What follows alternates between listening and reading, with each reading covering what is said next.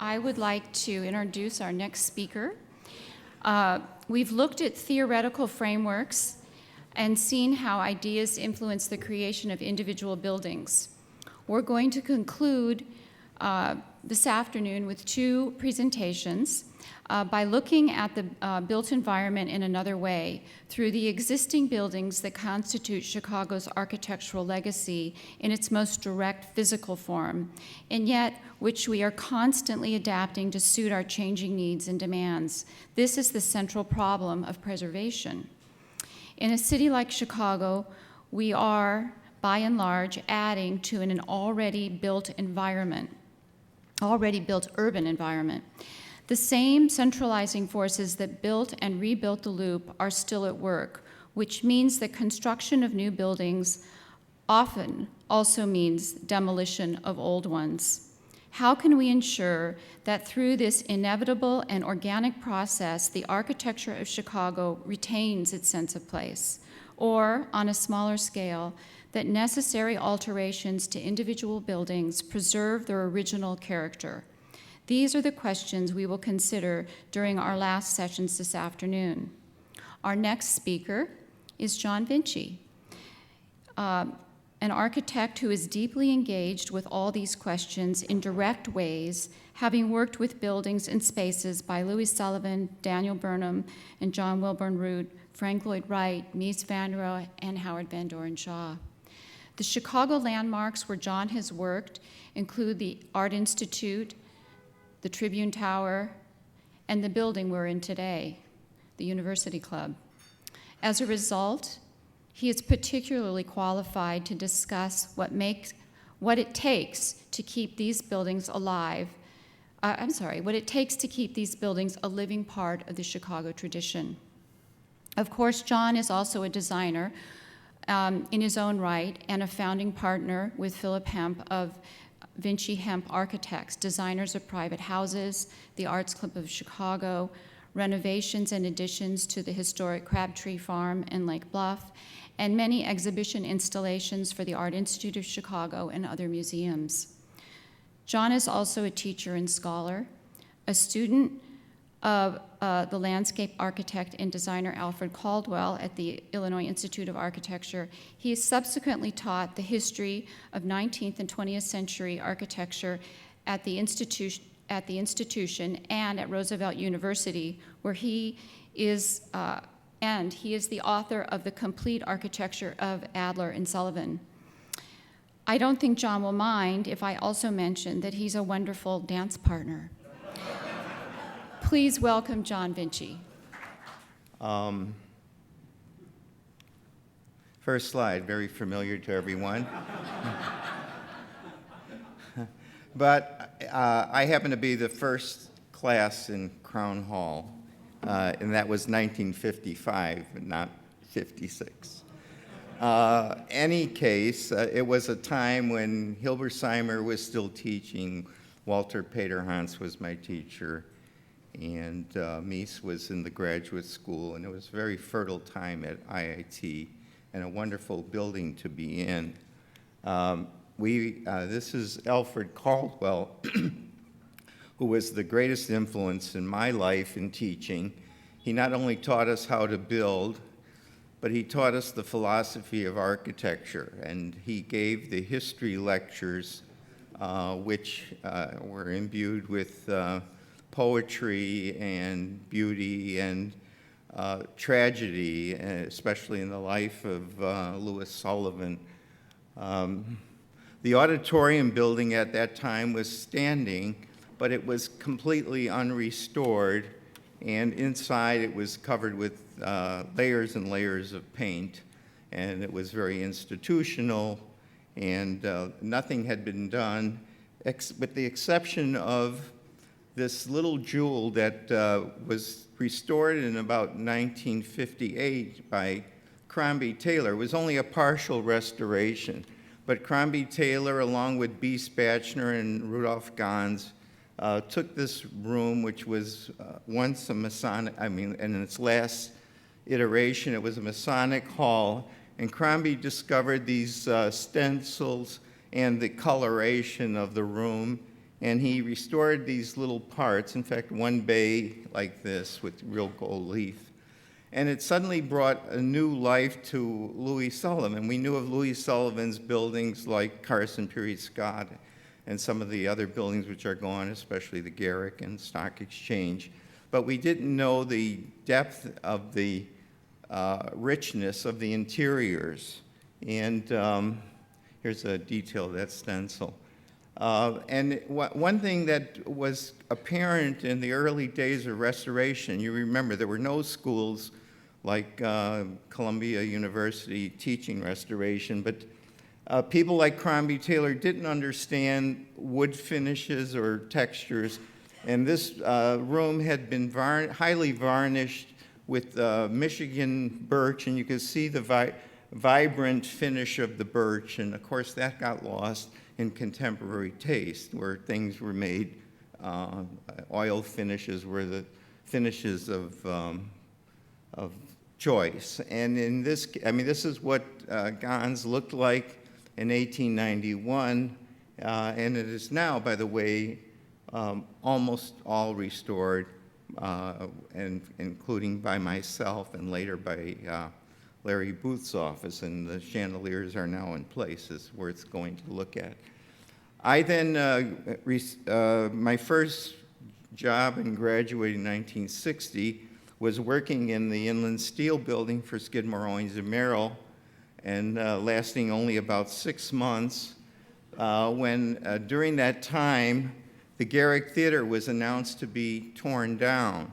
And the Garrick Theater was only recently put on a list of 37 important buildings to save in Chicago. That was done by the newly founded Landmark Commission in Chicago in about 1958. So it's 1960, and already the building was slated down. In fact, the plaques were never even put up for that award. And this is Richard Nickel picketing, and on my lunch hour at Skidmore and Owings & Merrill, I would join the picket line, and I would make signs in the bathroom and carry them down the street and picket to save the Garrick. Lo and behold, and this is what the Garrick looked like. I mean, it was stripped of much of its ornament and much of its beauty, but photography was the way it was revealed. And I was fortunate not only to know Richard Nickel, but Aaron Siskin, Harry Callahan, and so forth, but they were able to interpret these buildings in a way with black and white photography that was not clearly the way you saw them in person, because in person they were practically hidden in darkness and in garish colors of paint like this. This is what the arch really looked like, painted in different shades of from maroon to pink, and there were murals and so forth. Anyway, I was hired with Richard Nickel and David Norris to salvage the ornament of this building. And while we were in this one, we stripped all of this ornament, we boxed it and sent it. We were sponsored by the Municipal Reference Library and by World Book Encyclopedias, but then we boxed it, sent it to Navy Pier, which was still a warehouse, and there we shipped it to museums and schools throughout the country. And it was a revolutionary time for us, because while we were in this building, we felt the heart of it, and we could see the beauty. For example, the staircase weaving through the building. We could see different aspects of the building that were unknown to most people, and it was heartbreaking to see it come down. I was then hired, and we also uncovered all of the stencils and all of the decoration, because we now knew through Crombie Taylor, and in fact, at Crombie Taylor's insistence, we cut out the slabs of plaster and we recorded all of the designs of the Garrick Theater. And there were something like 16 stencils and as many as 7 or 8 color overlays. Then Crombie Taylor hired me to do the stencils of the Auditorium Theater. So another 6 months I worked uncovering all the stencils in the Auditorium Theater. So, and of course, in 1964, the restoration began and was completed in about 1967.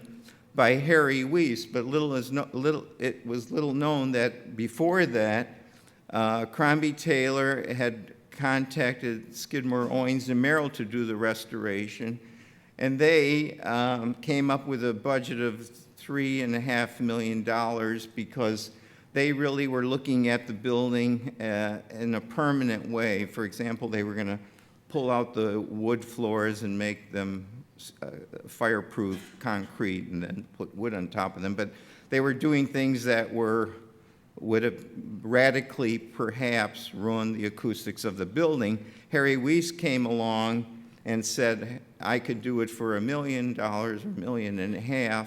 And it was hard. They only had about $700,000 at this time. But anyway, the restoration went ahead as we know it today, and eventually some of the stencils were put back, and it was done at a cost of $1.5 million, and it reopened in 1967. So the building started to have a life of its own. I then went to work for a firm called Brenner Danforth Rockwell, and one of the commissions they received was to turn this is the Madlander House by Hugh Garden, Schmidt-Garden, and Erickson about 1904, and it was bought by C.F. Murphy. And C.F. Murphy realized that they were not going to be able to do a quasi-renovation of the building without destroying it, so they hired Dan Brenner especially. It was very insightful for them. And Dan was of the old school, but this was what the dining room once looked like, just as an idea. But when he received it, it looked more like this. It had already been stripped of furniture, carpeting, sconces, and so forth. But Dan felt he had to imbue modernity to these interiors to some degree. And again, the wood, which was highly varnished, you can still see one door, and beautifully done in cherry, was not the taste of the time. And Dan Brenner was quoted in a magazine when we won several awards for this building. He was quoted as saying, if the architects were not obliged to the constraints of the time, they would have oiled the wood. And so all the wood became, less intense than it was meant to be. But it's just an idea of how preservation is now starting to take over, but not quite. Another example of Dan Brenner, which is a very interesting one, this is the Stock Exchange building. Believe it or not, in about 1966, it was restored or remodeled, so to say. And there was a great controversy. I was working in the office, and Richard Nickel was upset with the fact that Dan Brenner wanted to tear this tympanum arch out because he thought it was not compatible to Sullivan's thinking. And so he proceeded with tearing this arch out. And I was going to quit my job, and Richard Nickel was writing letters, condemning Dan for his wanting to do this. And all of this correspondence, by the way, is going to be in a book coming out this month by Rich Cahan on letters of Richard Nickel. So it'll be interesting to read it. But let's see if I can get the pointer to work. Oh, I want to go back. The way this arch worked, can you see I don't see the little red light coming out. Oh, there it is. Oh, there it is. The way this arch worked is this was a barrel vaulted area, and you entered in this low arcade of the building, and there were two staircases that came up on either side. Oops. I'm not so ambidextrous as most people. Okay, you came up on either side, and then this was all glass, and you looked at the floor, and the trading room was in these windows right here. So this was an organic expression of what was happening in the building, but it was lost on Dan Brenner, who continued to work his magic, and he devised this radial grill, which I ended up detailing. And, and Richard Nickel took this photograph, which then won the AIA prize for architecture. So it gives you some idea of the preservation concepts of about 1967. I then went on my own, and in 1969 formed a partnership with Larry Kenny, and oops, it's very hard to trick. It's hard. And we were given this commission in 1971 in a very small lot to design a modern building, and it's actually next to buildings by Gunzel and Drummond, followers of Frank Lloyd Wright. And we designed this small concrete house, which is now a city landmark, but it has this cantilevered staircase and this living room with curved glass and a big oculi in the ceiling, which you don't see in these pictures. But it was quite I think it's quite a striking building. It's now a landmark in Riverside, Illinois. Here's the exterior. And then the next commission I received, a major commission, was to salvage the ornament of the Stock Exchange building. This is now at 71. And in this case, I hired Richard Nickel to join me, and I decided, David Hanks was the curator at the Art Institute, I decided that rather than save pieces of buildings like we did in the Garrick, we would save this unknown room, which was right here. It was the trading room. It had been completely covered by a drop ceiling, and it was its last iteration. It was a USO center and a bank. It was a savings and loan bank for Bell Savings and Loan. So it was totally a room that nobody knew existed except for those of us who had prowled around the building. It was little known. So we proceeded to take the entire room apart. We had to unbolt all of these mullions, which turned out to be cast iron. We found these stained glass windows in here, which we didn't know were artwork, and we uncovered that. We unrolled all of the stencils, which most of were in place, and of course the end result. And then of course this is what it looked like in color when we were done. But you could see where the drop ceiling started right here. So all of this had been covered, and then the rest was history. We restored this room. We did all the drawings for the stencils. This stencil up here is 57 overlays of color, and these are maybe 17 or 18. Here we rebolted the cast iron and cleaned the stained glass windows and had duplicates made for those that were missing. We had to reinvent the making of scagliola and so forth. I mean, it was a Herculean job, and I think it was what we became famous for. And this is, I'll only show you one slide because we've got a lot to talk about, of the finished product. We made mistakes like everybody. I later realized, wood finishes were important, and that even though we made an unstained mahogany for the trim, I realized later when I did the desk that it should have been a stained mahogany, that mahogany was always stained in that period and shiny. So I asked the Art Institute if I could do that, and so they stripped all of the bottom, but they never stripped the rest and made it dark. So this should would have read dark. And then then my partner left me, and I received a phone call from Carson Peary Scott. I was an office of one with one employee, saying, would I restore Carson Peary Scott?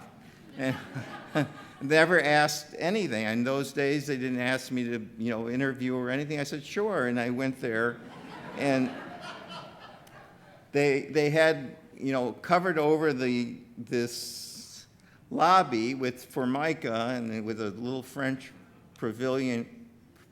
provincial curve on it. And I remember when this was done. In fact, I wanted to steal these grills, and I thought, no, I'll end up in jail at a young age, and I didn't do it. But then I proceeded. I hired some people. I had, I think Tim Samuelson was working for me then. And another aspect of the building, I recorded every block of terracotta, marked the cracks, that had to be replaced. We inventoried it, but I always was disturbed by the separation of where the two buildings, the Burnham half and the Louis Sullivan half, were joined. There was always ugly cracking, and I was determined to put a reveal down the middle, which I did. And then this was the result of the lobby restoration. Again, we had wood problems. We found, this is the original wood we found, and it was a Mexican mahogany, very figured, but I, being trained, with discipline, unknown about this, I picked an unfigured mahogany. So, and while we were doing this, Carson's was tearing the inside out and remodeling it in the worst possible way. So you win some battles and you lose some battles. But anyway, we completed this, and then it came time to clean the cast iron, and we were told it was red painted green over in writings, and we did our investigations, and sure enough, we found that coloration, and we put it back. However, when the building was redone again by Gunny Harbaugh, Tim Samuelson, who worked with me when I did the red-green, came up with the conclusion it was a greenish gray and no red underneath. So that's what they have now. And Gunny not only completed the restoration, but he put back the cornice, which is, really wonderful. But what people don't know about Sullivan, which is that he struggled through life. It was not easy for him. He started off with this building here, which was at this height, and it was quite a beautiful little building, and then they were to add on and bring it around at this height, but the owners, Schlesinger and Meyer, wanted a taller building, so that explains it going up to here, and then they added here, and then they went bankrupt and sold it to Carson Peary Scott. So there was always trauma associated with this building. So it was never completed as Sullivan wanted, although the ornament, some of it's been removed, was completed. And then Burnham came along and added this piece here. So they didn't hire Sullivan again in 1904. Only 3 or 4 years later, they hired Burnham to do that part. And then in 1960, they added this little piece, and they stepped down again, and this was done to have a big shoe store at the ground floor. So, I mean, it's a building. I mean, we all talk about it in many ways and admire it, but we don't see the angst that created this building and what it would have been or should have been. It was never really realized. Even the inside kept getting changed. Another interesting restoration project, this is Frank Lloyd Wright's home and studio. We were hired to do the studio, the renovation of the studio. And this was a controversial issue. Tim Samuelson was in my office. Tim Samuelson is the cultural historian now. But at that time, we went for an interview in this building here, and it was the way Wright had put it together when he moved out in 1910 or 11. He remodeled it for his wife and children because he had left them, and he made this a rental property. And we felt a sense of tenderness inside when we sat there in the interview, and there was snow falling, and there was this beautiful, intimate living room. And but the home and studio made all of the discipline decisions. They wanted to put it back the way it was when Wright was at his height of creativity. So off came this edition, which possibly could have been done by Schindler. We're not sure, but we think that Schindler was working here while Wright was in California. And then we did all kinds of other things, but I took the job and I thought, I'm the pencil in their hand and I will do what they want. And I think it was very successful. And even Tim today admits that we did the right thing. But we had to take all of this off, lift what was remaining. And insisted on a basement underneath, and I had to fight the board, and I won. And they since we were excavating under here, we now have a basement under there, and the end result, I mean, this is when we tore down all the ceilings. We found the chains still there. We found some of the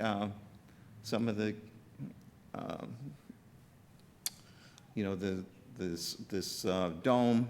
And then I suspect, my inclination is what happened is Wright kept expanding the building, and I think what happened is the building got weaker and weaker as he raised the ceilings and the floors, and the building was twisting. So I think some of the remodelings that were done were simply done to make this, this building more stable. And so when we put this all back, we put the chains back, we reinforced it with steel. In other words, we improved on the detailing, which is one of my fortes. I think that if you preserve, you have to improve on the detailing in order to make it last longer. And Wright wasn't concerned about that because he didn't have the money, and it wasn't up to him to save a building for all time. It's up to us to save our heritage. Here's the dome now and the balcony, and I urge you to go see it. It's really quite beautiful. Here's this fireplace that was, the original fireplace was behind the fireplace we tore down. These are castings from the Heller House, another building I worked on, but they were over the fireplace, and that was easy to put back. And here's the end product of the restoration. The gnomes are back. They were re-sculpted and cast, and it's really quite remarkably accurate. We tried having the tree grow through the house, and the tree died, but I think the remains, but that was what was there. Another curious job I received, and since we have our Notre Dame people here, a man named Dominic Lazadro called me on the phone one day and said, I have a 1910 building and I want to restore it in the 1910 motif. And I said, oh, sure. And I thought, well, this is a weird. So we met in this Chinese restaurant here, and this building looked something like this. Wait, what happened to it? There. This is what it looked like when I arrived. It was covered in glass. It was all filled in. And it was a department store called Gilmore's, and there's the chop suey restaurant we were in. And he told me, I said, how did you get our name? He said, well, I'm an alumni of Notre Dame, and I read in the magazine once that you were recommended as possibly somebody to restore the old Main. You are Harry Weiss. Well, you were Italian, so I picked you. So anyway, in the process, I pulled out all the additions and everything, and from photographs, reconstructed this entire entrance. The canopy is all done from photographs. There were no drawings or anything. And as a building designed by Robert Spencer, who was part of the Steinway group, where all the Prairie School architects had their offices right here on Wabash Avenue. Another aspect of the building is Mr. Lazadro owned a boat manufacturing company in western Illinois, and I had to go down there because they did castings of fiberglass. So I was forced to use fiberglass for these little ornaments and for all the trim on the windows, and it turned out to be okay. I mean, it's still there, it's very crisp, and the color is integral with the plastic, so it is an innovation of sorts. And this is the interior staircase. It had these columns.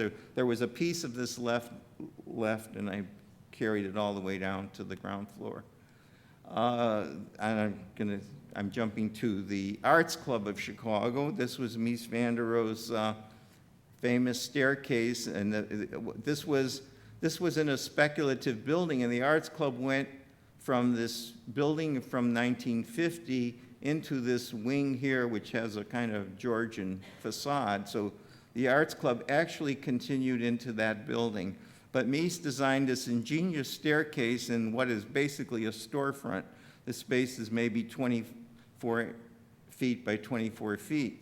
And it's, it was an iconic staircase. And there was a competition to design a building, and I was the dark horse.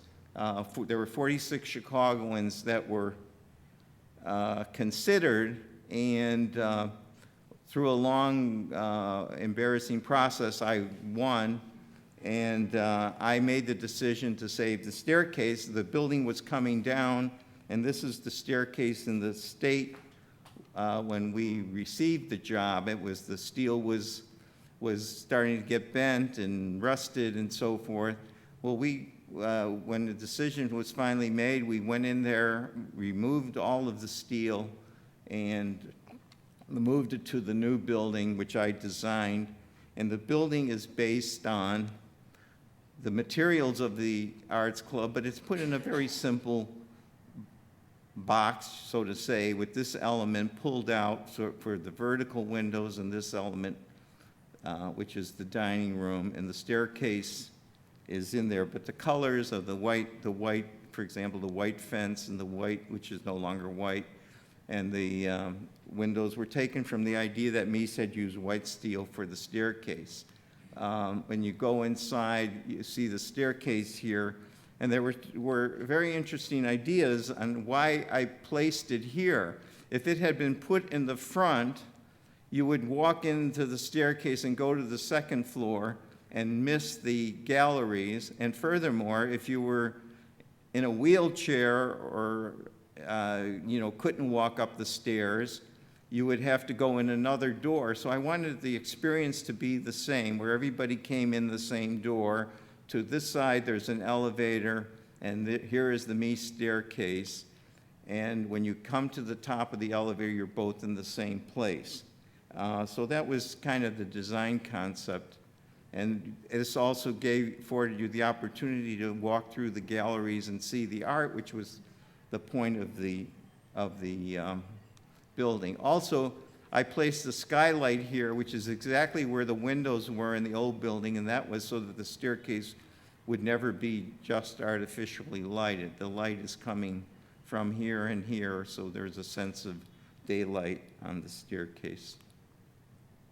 Then I got to do some other architecture of my own, among others. This is one house in Hyde Park, where I had to go through the landmark process to get it approved because it was in a historic area, and I had to convince them that by raising this up to the level of the other staircases, it was a Victorian house. And I won, but they wanted me to slope the roof here, and I said, look, I won, I'm not sloping the roof, and that was that. But one of the persons on the Landmark Commission, by the way, was a woman named Michelle Obama. Here's an interior photograph of the staircase. Let's see what else I got here. Then another job, I got a peculiar job, was the Italian American Sports Hall of Fame. They had gone through 5 designers, and they were all mimicking sort of dance, these big box wedding halls on the suburbs, and putting columns and so forth on. And there was a member of the committee named Sam Rohde, who I had worked for, a wonderful person, and he convinced them to use me, and their only request was they wanted a spiral staircase to go to the banquet hall. And when I got done with them, I'm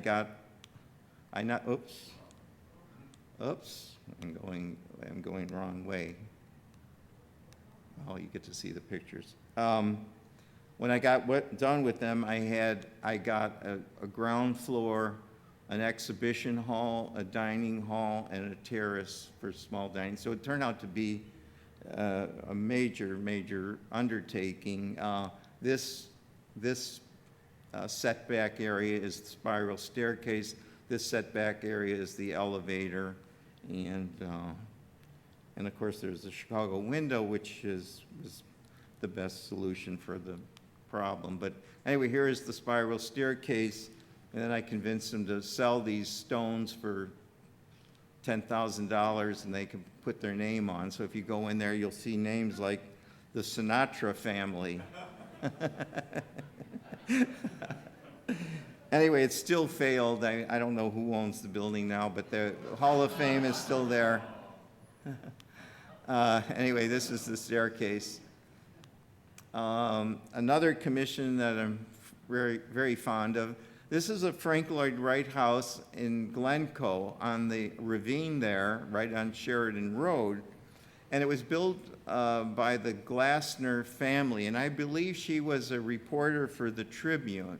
And it was a very, I mean, this shows you learn a lot about Frank Lloyd Wright when you work on his houses, but this was a very flimsy house, and it was sitting on stilts. It had no basement at one time, and over the years, owners had put in a basement, a stone fireplace, which looked like it was made out of marbles. But anyway, our client bought the house simply because a girlfriend called him up one day and said, "There's a house for sale and you like Wright, you should buy it."